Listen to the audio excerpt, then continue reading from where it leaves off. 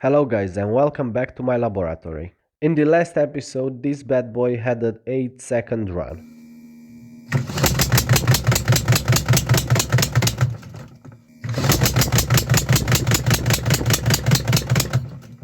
Well, it's time to disassemble it and see what failed, so we know what we have to upgrade next. So let's jump straight into it.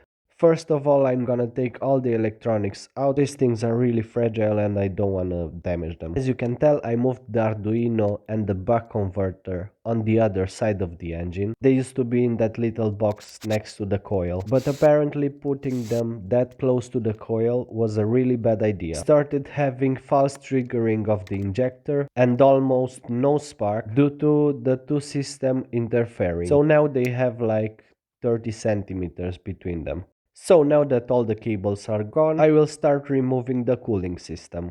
I've already drained all the water from it. The fact that this thing didn't leak a drop, it's really a big flex for me. I expected a lot more trouble with it. Next up, I'm gonna remove the timing belt. I actually cut this belt just the perfect size so it doesn't have any belt tensioner on it. The wobbly flywheel is next in line. I'm not sure if the wobble comes from the 3D printed adapter that I made for the brake disc or from the crankshaft. If you guys remember, the crankshaft has some history of breaking and being a bit unstable. Well, we definitely have damage in the adapter. Now let's open the crankcase to see if the crankshaft has any wobble.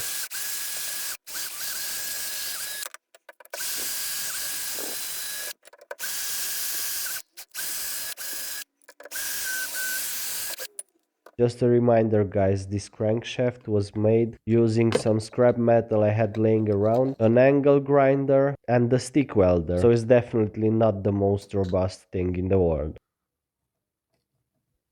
As you can tell, the crankshaft also has a bit of a wobble. I'm surprised it didn't snap the rod. Anyways, let's go further inside the engine. I'm gonna start by removing the nuts on the studs.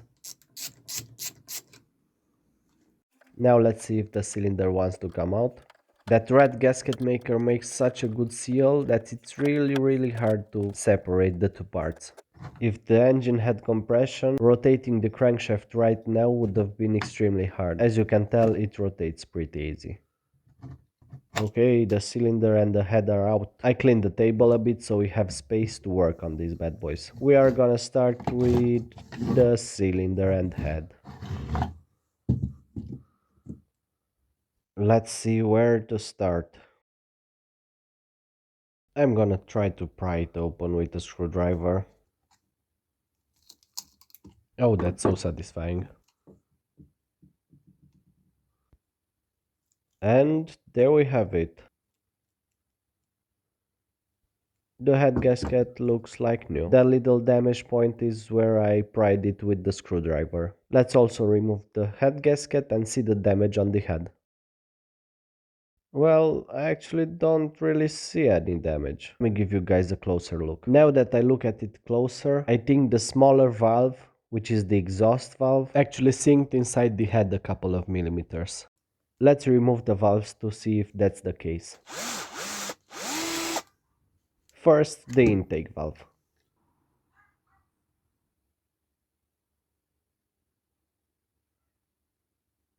I don't see any damage on it. I'm most likely gonna reuse this one. Next, the exhaust valve. This is where all the heat goes, in the exhaust. I see a bit of damage here, but it's not major. I'm sure I can repair this. I think I'm also gonna reuse the exhaust valve. Now let's check the ports. Yep, as expected, the exhaust port is completely melted. Let me give you guys a closer look. Oh boy, there was a lot of heat here. I will have to find a solution for this. I actually wanted to redesign the head anyways, because the ports right now have a weird L shape, and that makes a really bad flow for the air coming in and the exhaust. Next up, the cylinder. The cylinder being a 50mm PVC pipe. I want to remind you this. Yep, that's a big melting spot. But it's not the cylinder that melted actually. That's just molten plastic that hardened on the cylinder. Let's go further into this and open the crankcase. This side doesn't look damaged at all.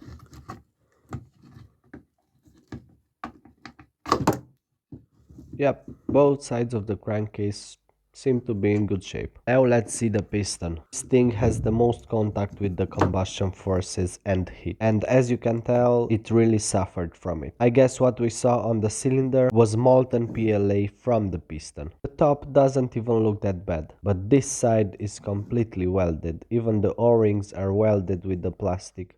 Here is a closer look on the melted piston.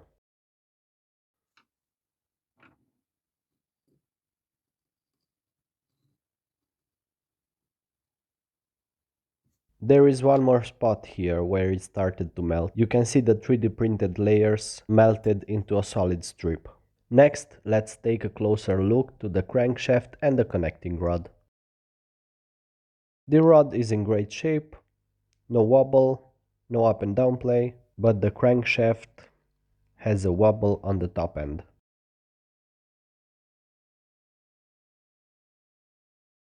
You can tell this thing was welded with a stick welder.